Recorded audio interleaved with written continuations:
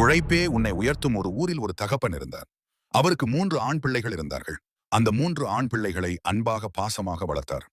ஒரு நாள் அவர் உடல்நிலை சரியில்லாமல் மரிக்கும் தருவாயில் இருந்தார். 3 பிள்ளைகளை வரவழைத்து அவருடைய சொத்துக்களை சரிபாதியாக 3 பிள்ளைகளுக்கு பிரித்துக் கொடுத்தார். அந்த பிள்ளைகளை பார்த்து உங்களுக்கு கொடுக்கப்பட்ட நிலத்தில் மிகப்பெரிய பொக்கிஷம் இருக்கிறது. இதை பயன்படுத்திக் கொள்ளுங்கள் என்று கூறினான்.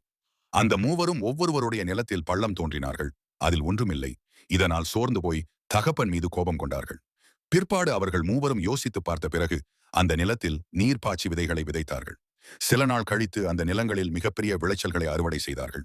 அதில் மிகப்பெரிய லாபத்தை சம்பாதித்தார்கள். அதன் பிறகுதான் தகப்பன் சொன்ன அந்த மிகப்பெரிய புதையல் இந்த விளைச்சல் தான் அப்படி என்று புரிந்து கொண்டார்கள்.